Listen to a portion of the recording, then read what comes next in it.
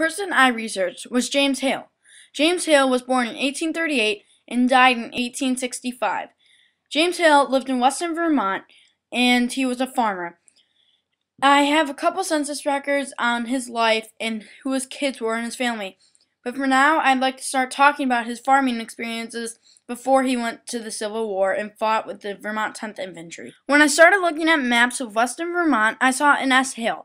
When I went to the Weston Cemetery, I had found a Sewell Hill right in front of a James W. Hale gravestone.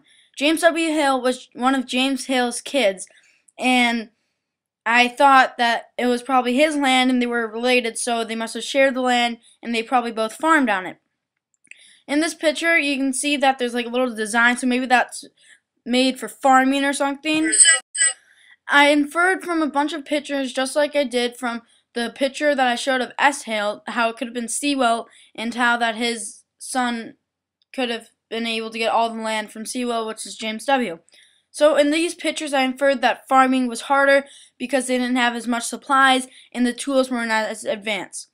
I looked at many other pictures too, like these, and I started to infer again what life was back like then. Like they didn't have heating houses, they didn't have brick houses or stone, they had just wooden cabins. Here, I could tell that hunting, you couldn't just go to a grocery store and just buy all your food. You had to hunt for it.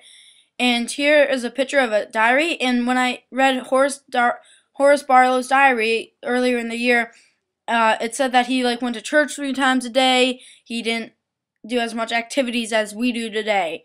And again, here, food-wise, you have them fishing. You can't just get everything by itself. So here's the census record I mentioned about earlier. In this census record, it shows that James Hale had married Mary Hale, and Mary Hale was 28 and James Hale was 30. So when James Hale was drafted into the war, he was probably about 35 years old, or 34, because this is a pretty early census record.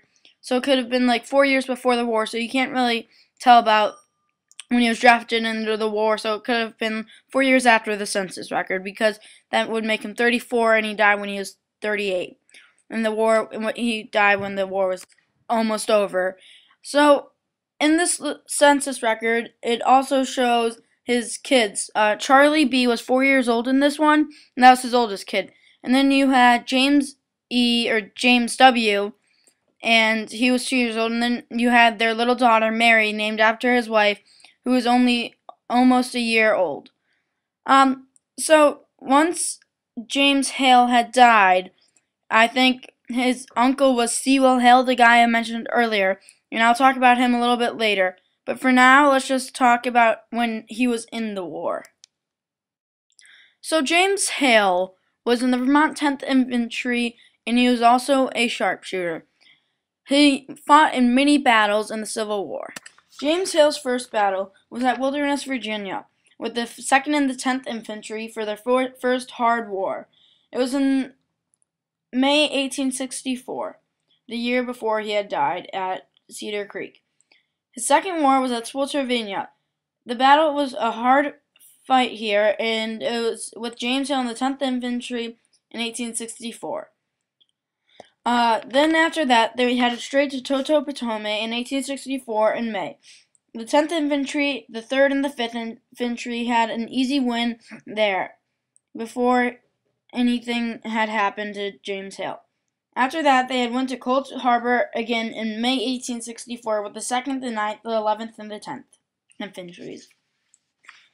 After that, they had went to Weldon Railroad, which was the first battle of June in 1864 with the 10th, the 2nd, and the 1st. And that battle was the longest battle for James Hale, lasting 12 days.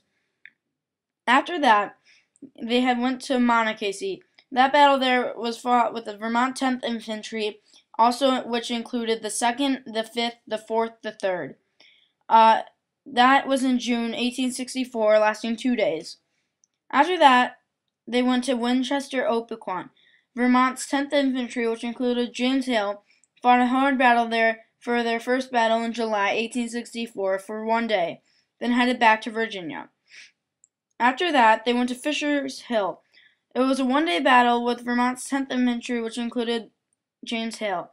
It also was the first battle of September after 2 months of Camp Monocacy. Battle fought there with the Vermont 10th Infantry and the 3rd. It was in 1864, of course, before the year had ended. After that, they had went to Cedar Creek. Cedar Creek is where James Hale had died. He had an unfortunate death by getting shot in the leg, and then he lost all of his blood and got sick when he came home and died. Then, after James Hale's unfortunate death, Mary Hale, the wife of James Hale, had taken the oldest son, Charlie, and the youngest daughter, Mary, away to their grandparents' house, while Sewell Hale, James Hale's brother, who I believe taken James W. under his wing and became a great farmer who made James W. a really good farmer. James Hale was an amazing soldier in the Civil War and had died an unfortunate death, but he was a great farmer and taught his kids how to become great farmers and also how to teach them real good life lessons for them to be successful later. James Hale was an amazing person, even though I have not met him. What I've learned from him, he was an amazing soldier and an amazing parent to his kids.